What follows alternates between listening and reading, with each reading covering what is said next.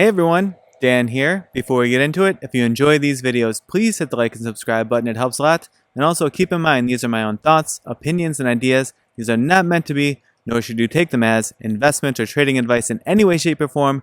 Do your own due diligence, put in the work for yourself, and make your decisions based on that. Enjoy.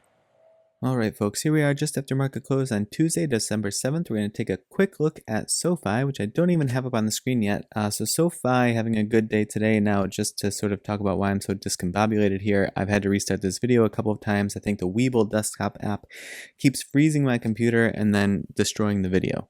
So we'll cross our fingers and hope for the best because I'm just going to run out of time here pretty soon. But in any case, on the intraday, 1656 we had on the daily charts. You would have seen that yesterday. These 1623 and 1680 I added in during pre-market hours today, and I tweeted out a video about it.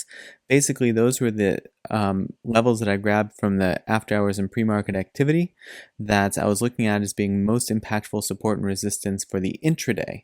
Now, obviously, we had a nice run up in the pre-markets, and that set us up for a nice green day. And we were able to continue that a bit, basically in a channel here for the entire day.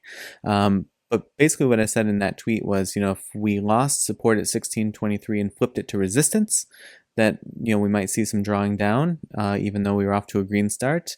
And then to the flip side of that, if we could get support over 1656, we may be able to get a run at 1680. And if we could flip that, then we'd really be off to the races, right? But that's a really sort of hopeful view of things. That would have been a huge percentage gain in the day. But as it stood, it held the 1623, confirmed it there.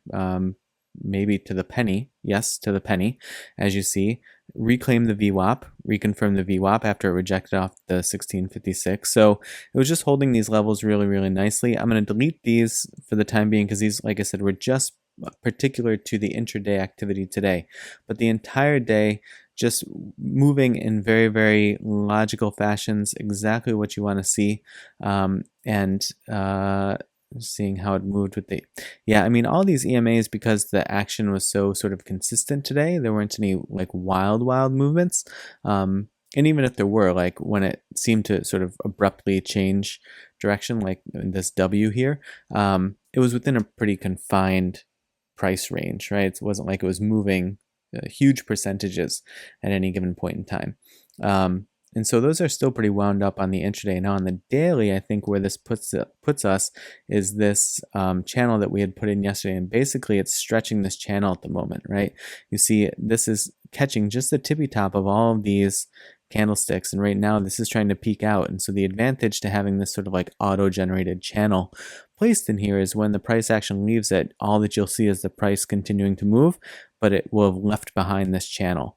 And that's how you know that it's like truly kind of worked itself out of that channel. And it being a down channel, maybe that means that it's starting to stabilize and gives us an opportunity to kind of flip the script and reverse trend, or at least build a base like we've been talking about, and then make the next move from that base.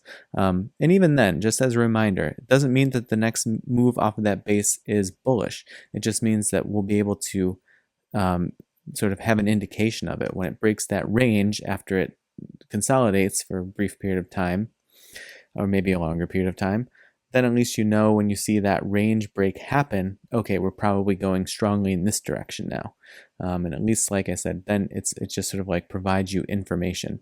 I'm going to go to the year to date here, and I'm going to actually just go backwards and see what's striking my fancy as the next sort of important level here. Let me get in the meat of all of this activity here and see what kind of stands out. Probably this one here, 1746, I would say, is our next solid level. Yeah. I mean, it strikes true recently as well, right? Support there, flip to resistance at that candle body. So what I'm going to look for now in the near term is for it to, secure support over this 1656. I think that's the level there.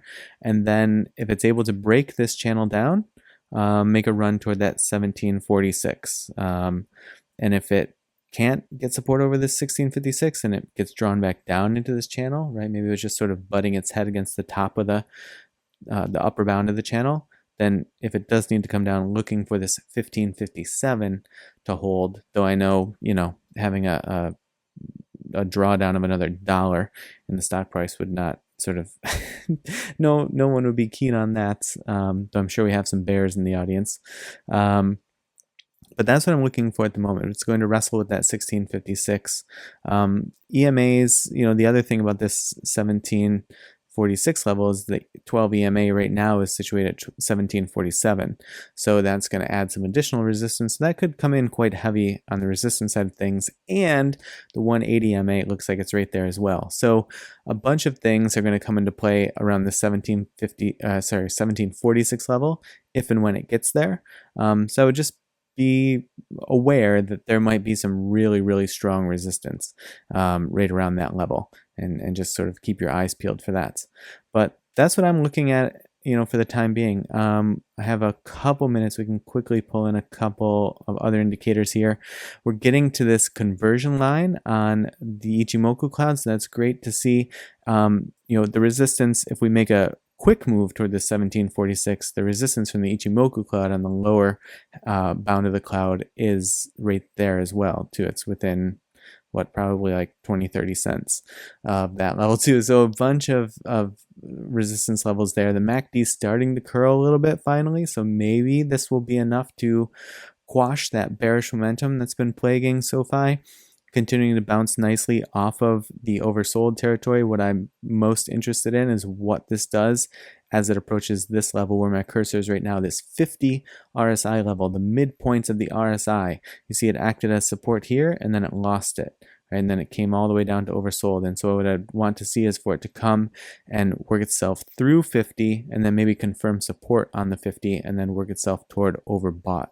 If it rejects hard off the 50, then it might be coming down and drawing down a bit more, but we'll have to see when we get there. But yeah, that's what I'm looking at for the time being, and hopefully you enjoyed a little bit of green in your feed today, or in your accounts, whatever, and I hope that your trading week is going well. All right, sorry I'm a little flustered here. It's just been a challenging recording time and I gots to run. So as always, I appreciate you watching. Check out the description below for ways to support the channel if you want, and I will see you in the next video.